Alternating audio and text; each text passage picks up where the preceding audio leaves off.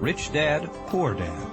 What the rich teach their kids about money that the poor and middle class do not. By Robert T. Kiyosaki. Chapter 5. Lesson 5. The rich invent money. Often in the real world, it's not the smart who get ahead, but the bold. Last night, I took a break from writing and watched a TV program on the history of a young man named Alexander Graham Bell. Bell had just patented his telephone and was having growing pains because the demand for his new invention was so strong. Needing a bigger company, he then went to the giant at that time, Western Union, and asked them if they would buy his patent and his tiny company. He wanted $100,000 for the whole package. The president of Western Union scoffed at him and turned him down, saying the price was ridiculous. The rest is history. A multi-billion-dollar industry emerged, and AT&T was born. The evening news came on right after the story of Alexander Graham Bell. On the news was a story of another downsizing at a local company. The workers were angry and complained that the company ownership was unfair. A terminated manager of about 45 years of age had his wife and 2 babies at the plant and was begging the guards to let him talk to the owners to ask if they would reconsider his termination. He had just bought a house and was afraid of losing it. The camera focused in on his pleading for all the world to see. Needless to say, it held my attention. I have been teaching professionally since 1984. It has been a great experience and a rewarding one. It is also a disturbing profession, for I have taught thousands of individuals, and I see one thing in common in all of us, myself included. We all have tremendous potential, and we all are blessed with gifts. Yet the one thing that holds all of us back is some degree of self-doubt. It is not so much the lack of technical information that holds us back, but more the lack of self-confidence. Some are more affected than others. Once we leave school, most of us know that it is not so much a matter of college degrees or good grades that count. In the real world, outside of academics, something more than just grades is required. I have heard it called many things: guts, chutzpah, balls, audacity, bravado, cunning, daring, tenacity, and brilliance. This factor, whatever it is labeled, ultimately decides one's future much more than school grades do. Inside each of us is one of these brave, brilliant, and daring characters. There is also the flip side of that character, people who could get down on their knees and beg if necessary. After a year in Vietnam as a Marine Corps pilot, I got to know both of those characters inside of me intimately. One is not better than the other. Yet, as a teacher, I recognized that it was excessive fear and self-doubt that were the greatest detractors of personal genius. It broke my heart to see students know the answers, yet lack the courage to act on the answer. Often in the real world, it's not the smart who get ahead, but the bold. In my personal experience, your financial genius requires both technical knowledge as well as courage. If fear is too strong, the genius is suppressed. In my classes, I strongly urge students to learn to take risks, to be bold, and to let their genius convert that fear into power and brilliance. It works for some and just terrifies others. I have come to realize that for most people, when it comes to the subject of money, they would rather play it safe. I have had to field questions such as, why take risks? Why should I bother developing my financial IQ? Why should I become financially literate? And I answer, just to have more options. There are huge changes up ahead. In the coming years, there will be more people just like the young inventor Alexander Graham Bell. There will be 100 people like Bill Gates and hugely successful companies like Microsoft created every year all over the world. And there will also be many more bankruptcies, layoffs, and downsizings. So why bother developing your financial IQ? No one can answer that but you. Yet I can tell you why I myself do it. I do it because it is the most exciting time to be alive. I'd rather be welcoming change than dreading change. I'd rather be excited about making millions than worrying about not getting a raise. This period we are in now is a most exciting time, unprecedented in our world's history. Generations from now, people will look back at this period of time and remark at what an exciting era it must have been. It was the death of the old and birth of the new. It was full of turmoil, and it was exciting. So why bother developing your financial IQ? Because if you do, you will prosper greatly. And if you don't, this period of time will be a frightening one. It will be a time of watching some people move boldly forward while others cling to worn-out life preservers. Land was wealth 300 years ago, so the person who owned the land owned the wealth. Later, wealth was in factories and production, and America rose to dominance. The industrialist owned the wealth. Today, wealth is in information, and the person who has the most timely information owns the wealth. The problem is that information flies around the world at the speed of light. The new wealth cannot be contained by boundaries and borders as land and factories were. The changes will be faster and more dramatic. There will be a dramatic increase in the number of new multimillionaires. There also will be those who are left behind. I find so many people struggling today, often working harder, simply because they cling to old ideas. They want things to be the way they were, and they resist change. I know people who are losing their jobs or their houses, and they blame technology or the economy or their boss. Sadly, they fail to realize that they might be the problem. Old ideas are their biggest liability. It is a liability simply because they fail to realize that while that idea or way of doing something was an asset yesterday, yesterday is gone.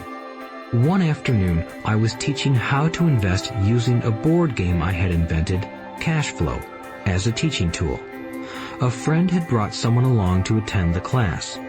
This friend of a friend was recently divorced, had been badly burned in the divorce settlement, and was now searching for some answers. Her friend thought the class might help. The game was designed to help people learn how money works. In playing the game, they learn about the interaction of the income statement with the balance sheet. They learn how cash flows between the two and how the road to wealth is through striving to increase your monthly cash flow from the asset column to the point that it exceeds your monthly expenses. Once you accomplish this, you are able to get out of the rat race and out onto the fast track. As I have said, some people hate the game. Some love it, and others miss the point. This woman missed a valuable opportunity to learn something. In the opening round, she drew a doodad card with the boat on it. At first, she was happy. "Oh, I've got a boat." Then, as her friend tried to explain how the numbers worked on her income statement and balance sheet, she got frustrated because she had never liked math. The rest of her table waited while her friend continued explaining the relationship between the income statement, balance sheet, and monthly cash flow. Suddenly, when she realized how the numbers worked, it dawned on her that her boat was eating her alive. Later on in the game, she was also downsized and had a child. It was a horrible game for her. After the class, her friend came by and told me that she was upset. She had come to the class to learn about investing and did not like the idea that it took so long to play a silly game. Her friend attempted to tell her to look within herself to see if the game reflected her in any way. With that suggestion, the woman demanded her money back. She said that the very idea that a game could be a reflection of her was ridiculous. Her money was promptly refunded, and she left. Since 1984, I have made millions simply by doing what the school system does not do. In school, most teachers lecture. I hated lectures as a student. I was soon bored, and my mind would drift.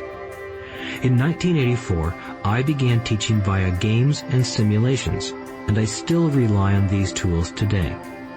I always encourage adult students to look at games as reflecting back to them what they know and what they need to learn. Most importantly, games reflect behavior. They are instant feedback systems. Instead of the teacher lecturing you, the game is giving you a personalized lecture, one that is custom-made just for you. The friend of the woman who left later called to give me an update. She said her friend was fine and had calmed down.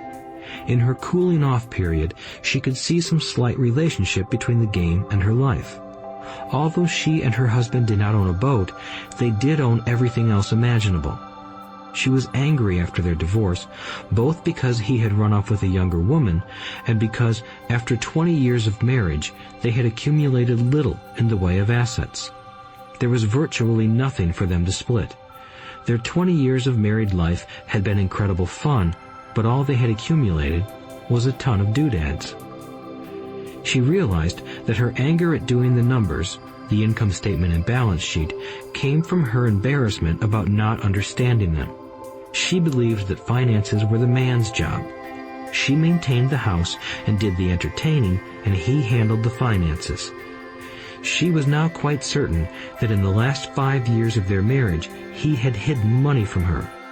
She was angry at herself for not being more aware of where the money was going, as well as for not knowing about the other woman. Just like a board game, the world is always providing us with instant feedback.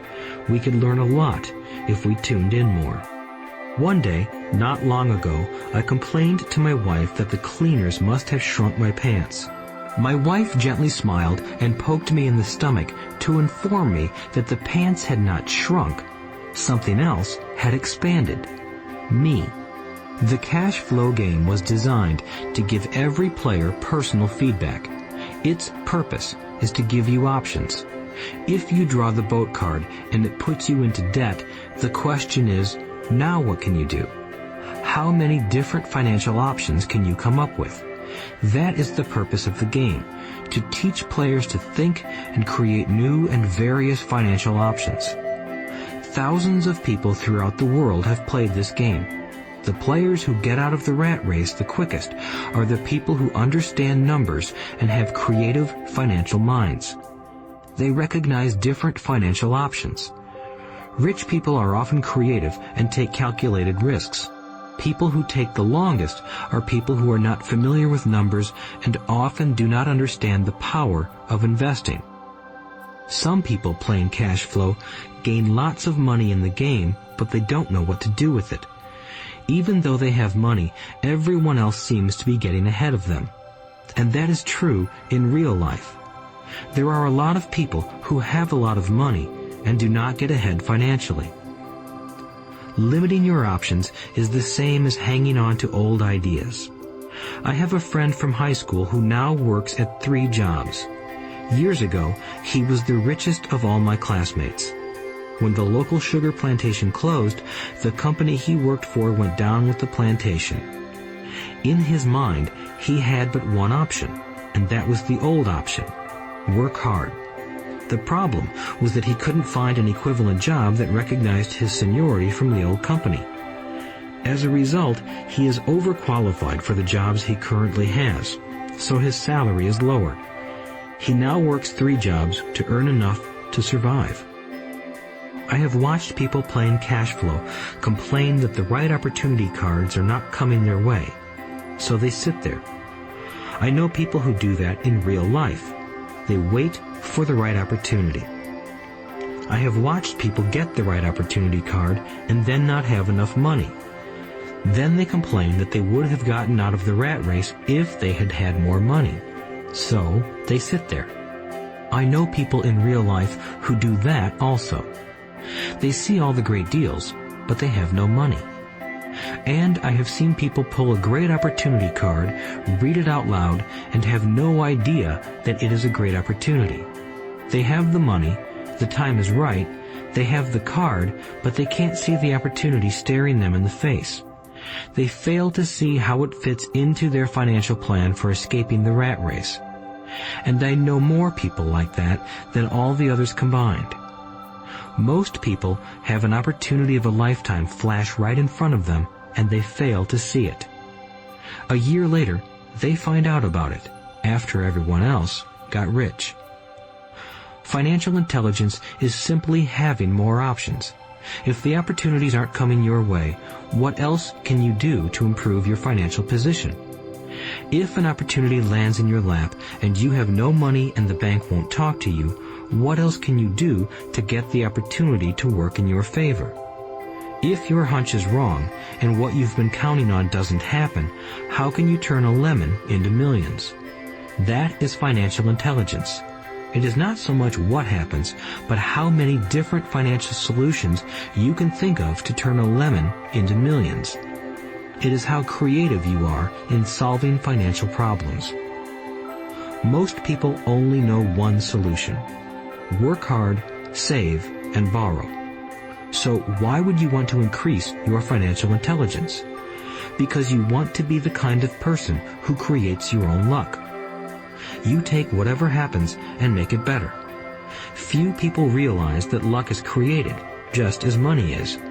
And if you want to be luckier and create money instead of working hard, then your financial intelligence is important.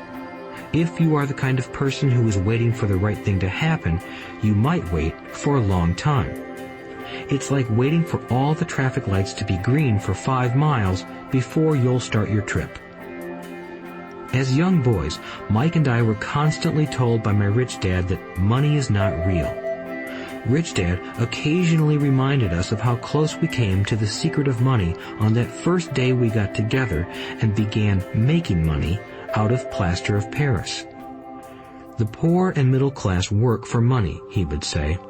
The rich make money. The more real you think money is, the harder you will work for it. If you can grasp the idea that money is not real, you will grow richer faster. What is it? Was a question Mike and I often came back with. What is money if it is not real? What we agree it is, was all Rich Dad would say. The single most powerful asset we all have is our mind. If it is trained well, it can create enormous wealth seemingly instantaneously. An untrained mind can also create extreme poverty that can crush a family for generations. In the information age, money is increasing exponentially. A few individuals are getting ridiculously rich from nothing, just ideas and agreements. If you ask many people who trade stocks or other investments for a living, they see it done all the time. Often, millions can be made instantaneously from nothing. And by nothing, I mean no money was exchanged. It is done via agreement, a hand signal in a trading pit, a blip on a trader's screen in Lisbon from a trader's screen in Toronto and back to Lisbon, a call to my broker to buy and a moment later to sell. Money did not change hands. Agreements did. So why develop your financial genius? Only you can answer that.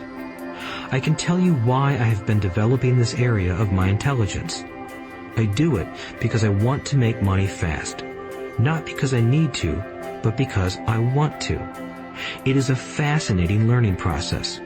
I develop my financial IQ because I want to participate in the fastest game and biggest game in the world. And, in my own small way, I would like to be part of this unprecedented evolution of humanity, the era where humans work purely with their minds and not with their bodies. Besides, it is where the action is. It is what is happening. It's hip, it's scary, and it's fun. That is why I invest in my financial intelligence, developing the most powerful asset I have. I want to be with people moving boldly forward. I do not want to be with those left behind. I will give you a simple example of creating money. In the early 1990s, the economy of Phoenix, Arizona was horrible. I was watching a TV show when a financial planner came on and began forecasting doom and gloom. His advice was to save money. Put $100 away every month, he said. In 40 years, you will be a multimillionaire. Well, putting money away every month is a sound idea. It is one option, the option most people subscribe to. The problem is this: it blinds the person to what is really going on. It causes them to miss major opportunities for much more significant growth of their money. The world is passing them by. As I said, the economy was terrible at that time. For investors, this is the perfect market condition. A chunk of my money was in the stock market and in apartment houses. I was short of cash. Because people were giving properties away, I was buying. I was not saving money. I was investing. Kim and I had more than $1 million in cash working in a market that was rising fast. It was the best opportunity to invest. The economy was terrible. I just could not pass up these small deals. Houses that were once $100,000 were now $75,000. But instead of shopping with local real estate agents, I began shopping at the bankruptcy attorney's office or the courthouse steps. In these shopping places, a $75,000 house could sometimes be bought for $20,000 or less. For $2,000, which was loaned to me from a friend for 90 days for $200, I gave an attorney a cashier's check as a down payment. While the acquisition was being processed, I ran an ad advertising a $75,000 house for only $60,000 and no money down. The phone rang hard and heavy. Prospective buyers were screened, and once the property was legally mine, all the prospective buyers were allowed to look at the house. It was a feeding frenzy. The house sold in a few minutes. I asked for a $2,500 processing fee, which they gladly handed over, and the escrow and title company took over from there. I returned the $2,000 to my friend with an additional $200. He was happy, the home buyer was happy, the attorney was happy, and I was happy. I had sold a house for $60,000 that cost me $20,000. The $40,000 was created from money in my asset column in the form of a promissory note from the buyer. Total working time, 5 hours. So, now that you are on your way to becoming more financially literate and skilled at reading numbers, I will tell you why this is an example of money being invented. During this depressed market, Kim and I were able to do 6 of these simple transactions in our spare time. While the bulk of our money was in larger properties and the stock market, we were able to create more than $190,000 in assets, notes at 10% interest, in those 6 buy, create, and sell transactions. That comes to approximately $19,000 a year income, much of it sheltered through our private corporation. Much of that $19,000 a year goes to pay for our company cars, gas, trips, insurance, dinners with clients, and other things. By the time the government gets a chance to tax that income, it's been spent on legally allowed pre-tax expenses. This was a simple example of how money is invented, created, and protected using financial intelligence. Ask yourself, how long would it take to save $190,000? Would the bank pay you 10% interest on your money? And the promissory note is good for 30 years. I hope they never pay me the $190,000. I have to pay a tax if they pay me the principal, and besides, $19,000 paid over 30 years is a little over $500,000 in income. I have people ask, what happens if the person doesn't pay? That does happen, and it's good news. That $60,000 home could be taken back and resold for $70,000, and another $2,500 collected as a loan processing fee. It would still be a zero-down transaction in the mind of the new buyer, and the process would go on. The first time I sold the house, I paid back the $2,000, so technically I have no money in the transaction. My return on investment, ROI, is infinity. It's an example of no money making a lot of money. In the second transaction, when resold, I would have put $2,000 in my pocket and re-extended the loan to 30 years. What would my ROI be if I got paid money to make money? I do not know, but it sure beats saving $100 a month, which actually starts out as $150 because it's after-tax income for 40 years earning low interest. And again, you're taxed on the interest. That is not too intelligent. It may be safe, but it's not smart. A few years later, as the Phoenix real estate market strengthened, those houses we sold for $60,000 became worth $110,000. Foreclosure opportunities were still available, but became rare. It cost a valuable asset, my time, to go out looking for them. Thousands of buyers were looking for the few available deals. The market had changed. It was time to move on and look for other opportunities to put in the asset column. You cannot do that here. That is against the law. You're lying. I hear those comments much more often than, "Can you show me how to do that?" The math is simple.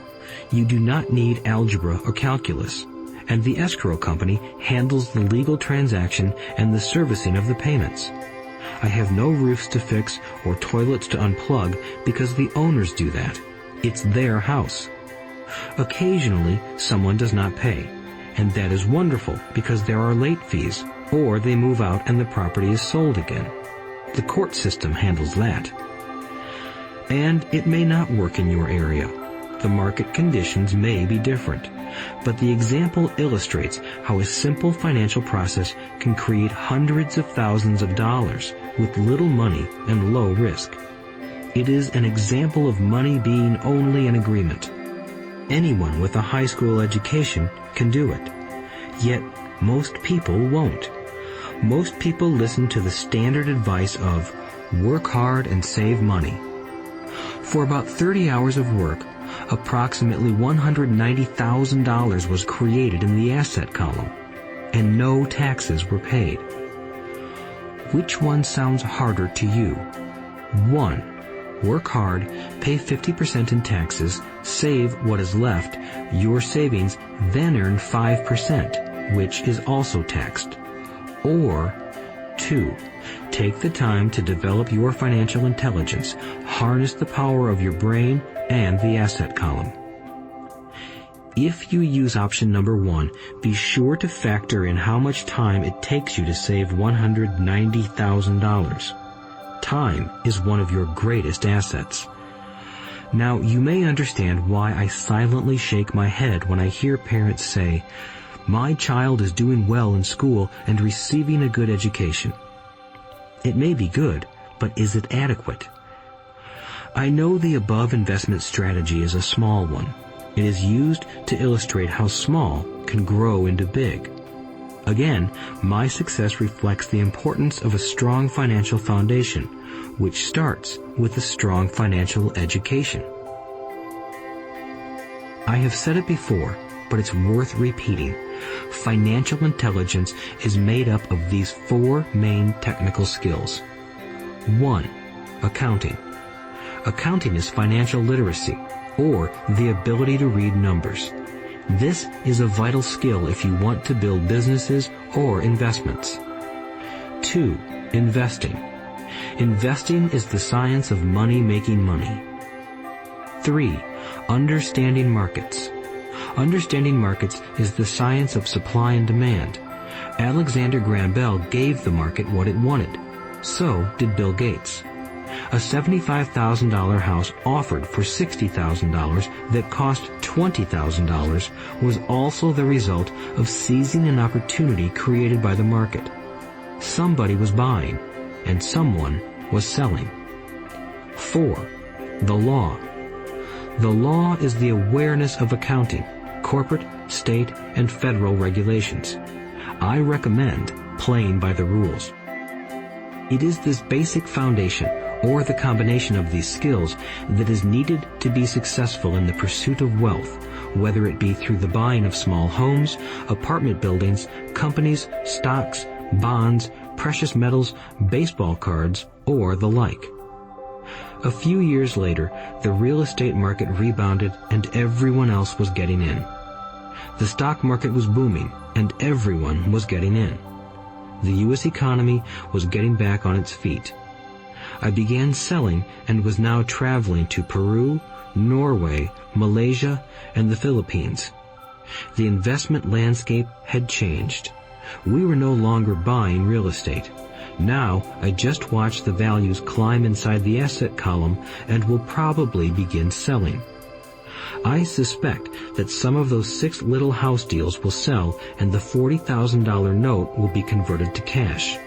I need to call my accountant to be prepared for cash and seek ways to shelter it. The point I would like to make is that investments come and go. The market goes up and comes down. Economies improve and crash.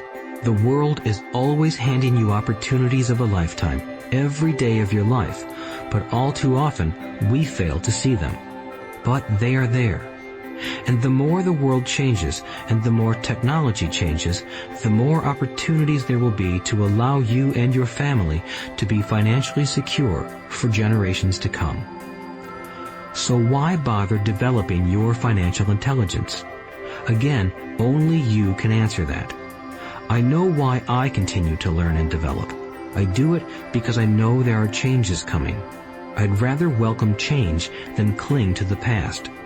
I know there will be market booms and market crashes. I want to continually develop my financial intelligence because at each market change, some people will be on their knees begging for their jobs.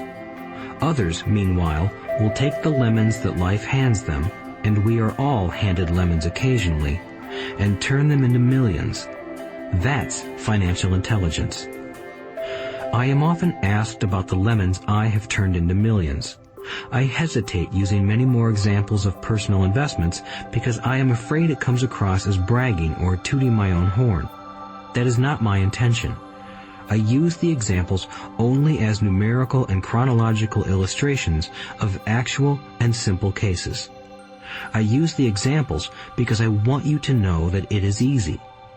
And the more familiar you become with the 4 pillars of financial intelligence, the easier it becomes. Personally, I use 2 main vehicles to achieve financial growth: real estate and small cap stocks. I use real estate as my foundation. Day in and day out, my properties provide cash flow and occasional spurts of growth and value. The small cap stocks are used for fast growth. I do not recommend anything that I do. The examples are just that, examples. If the opportunity is too complex and I do not understand the investment, I don't do it. Simple math and common sense are all you need to do well financially. There are 5 reasons for using examples. 1. To inspire people to learn more. 2. To let people know it is easy if the foundation is strong. 3. To show that anyone can achieve great wealth. 4. To show that there are millions of ways to achieve your goals. 5. To show that it's not rocket science. In 1989, I used to jog through a lovely neighborhood in Portland, Oregon. It was a suburb that had little gingerbread houses. They were small and cute. I almost expected to see Little Red Riding Hood skipping down the sidewalk on her way to Granny's. There were for sale signs everywhere. The timber market was terrible. The stock market had just crashed, and the economy was depressed.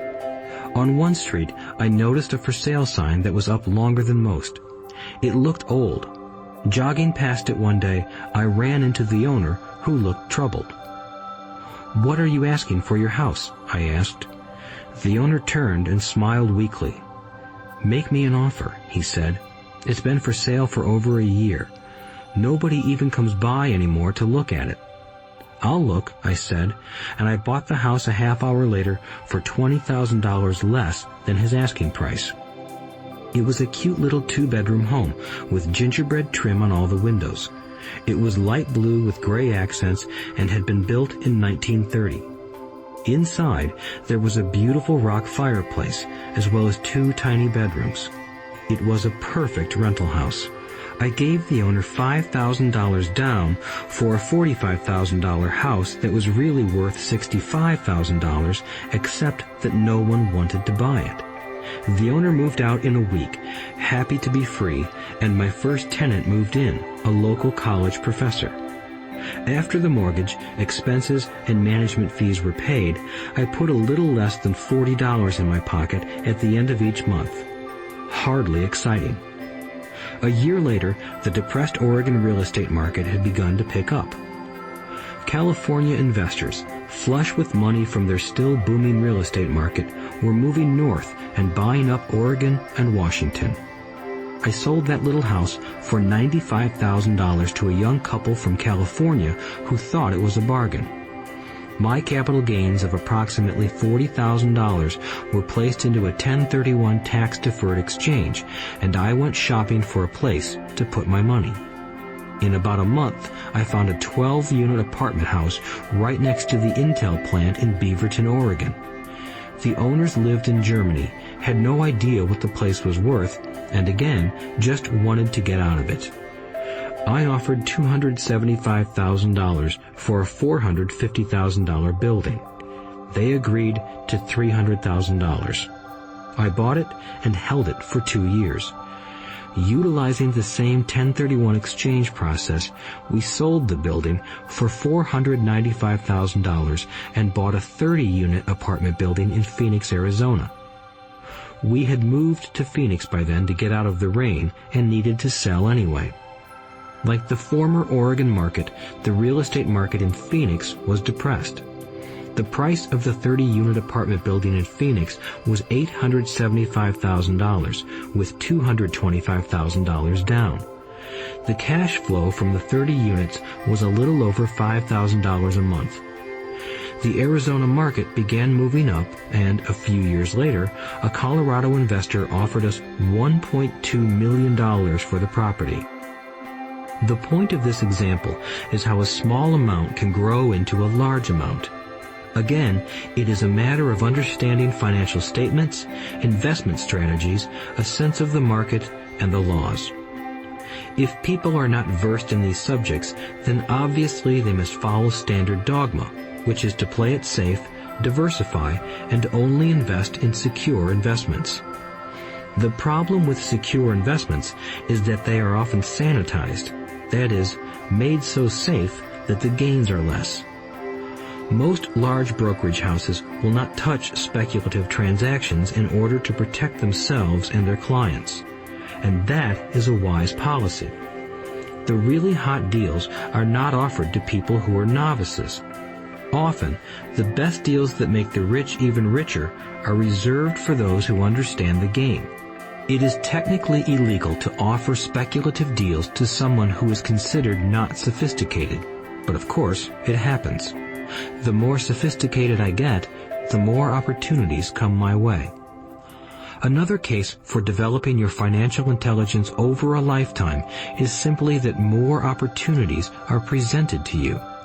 And the greater your financial intelligence, the easier it is to tell whether a deal is good. It's your intelligence that can spot a bad deal or make a bad deal good.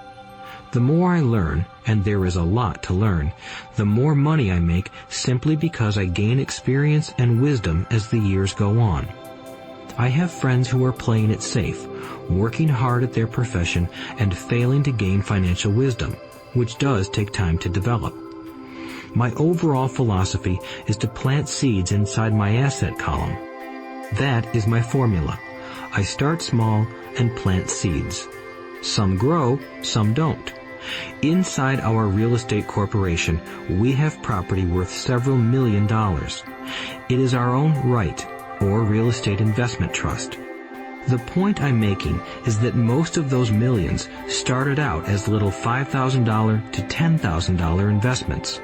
All of those down payments were fortunate to catch a fast-rising market and increase tax-free. We traded in and out several times over a number of years. We also own a stock portfolio, surrounded by a corporation that Kim and I call our personal mutual fund. We have friends who deal specifically with investors like us who have extra money each month to invest. We buy high-risk, speculative private companies that are just about to go public on a stock exchange in the United States or Canada. An example of how fast gains can be made are 100,000 shares purchased for 25 cents each before the company goes public. 6 months later, the company is listed, and the 100,000 shares now are worth $2 each. If the company is well managed, the price keeps going up, and the stock may go to $20 or more per share. There are years when our $25,000 has gone to $1 million in less than a year. It is not gambling if you know what you're doing. It is gambling if you're just throwing money into a deal and praying. The idea in anything is to use your technical knowledge, wisdom, and love of the game to cut the odds down, to lower the risk. Of course, there is always risk. It is financial intelligence that improves the odds. Thus, what is risky for one person is less risky to someone else. That is the primary reason I constantly encourage people to invest more in their financial education than in stocks, real estate, or other markets. The smarter you are, the better chance you have of beating the odds. The stock plays I personally invested in were extremely high risk for most people and absolutely not recommended. I have been playing that game since 1979 and have paid more than my share in dues. But if you will review why investments such as these are high risk for most people, you may be able to set your life up differently, so that the ability to take $25,000 and turn it into $1 million in a year is low risk for you. As stated earlier, nothing I have written is a recommendation. It is only used as an example of what is simple and possible. What I do is small potatoes in the grand scheme of things. Yet, for the average individual, a passive income of more than $100,000 a year is nice and not hard to achieve. Depending on the market and how smart you are, it could be done in 5 to 10 years. If you keep your living expenses modest, $100,000 coming in as additional income is pleasant, regardless of whether you work. You can work if you like, or take time off if you choose, and use the government tax system in your favor rather than against you. My personal basis is real estate. I love real estate because it's stable and slow-moving. I keep the base solid. The cash flow is fairly steady and, if properly managed, has a good chance of increasing in value. The beauty of a solid base of real estate is that it allows me to take greater risks, as I do with speculative stocks. If I make great profits in the stock market, I pay my capital gains tax on the gain and then reinvest what's left in real estate, again further securing my asset foundation. A last word on real estate. I have traveled all over the world and taught investing. In every city, I hear people say you cannot buy real estate cheap. That is not my experience. Even in New York or Tokyo, or just on the outskirts of the city, prime bargains are overlooked by most people. In Singapore, with their high real estate prices, there are still bargains to be found within a short driving distance. So whenever I hear someone say, "You can't do that here," pointing at me, I remind them that maybe the real statement is, "I don't know how to do that here, yet." Great opportunities are not seen with your eyes. They are seen with your mind. Most people never get wealthy simply because they are not trained financially to recognize opportunities right in front of them. I am often asked, how do I start? In the final chapter of this audiobook, I offer 10 steps that I followed on the road to my financial freedom. But always remember to have fun. When you learn the rules and the vocabulary of investing and begin to build your asset column, I think you'll find that it's as fun a game as you've ever played. Sometimes you win, and sometimes you learn. But have fun. Most people never win because they're more afraid of losing. That is why I found school so silly. In school, we learn that mistakes are bad, and we are punished for making them. Yet if you look at the way humans are designed to learn, we learn by making mistakes. We learn to walk by falling down. If we never fell down, we would never walk. The same is true for learning to ride a bike. I still have scars on my knees, but today I can ride a bike without thinking. The same is true for getting rich. Unfortunately, the main reason most people are not rich is because they are terrified of losing. Winners are not afraid of losing, but losers are. Failure is part of the process of success. People who avoid failure also avoid success. I look at money much like my game of tennis. I play hard, make mistakes, correct, make more mistakes, correct, and I get better. If I lose the game, I reach across the net, shake my opponent's hand, smile, and say, "See you next Saturday." There are two kinds of investors. One, the first and most common type is a person who buys a packaged investment. They call a retail outlet, such as a real estate company, a stockbroker, or a financial planner, and they buy something.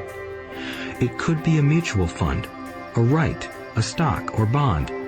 It is a clean and simple way of investing. An analogy would be a shopper who goes to a computer store and buys a computer right off the shelf. 2. The second type is an investor who creates investments.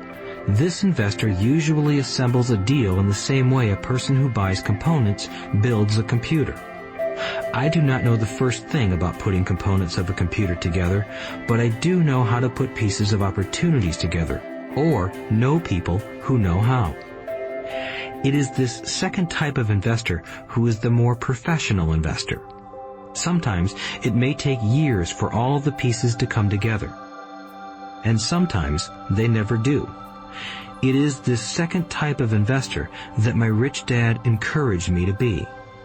It is important to learn how to put the pieces together, because that is where the huge wins reside, and sometimes some huge losses if the tide goes against you. If you want to be the second type of investor, you need to develop 3 main skills. These skills are in addition to those required to become financially intelligent. 1. Find an opportunity that everyone else missed. You see with your mind what others miss with their eyes. For example, a friend bought this run-down old house. It was spooky to look at. Everyone wondered why he bought it.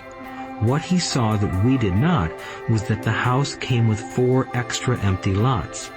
He discovered that after going to the title company.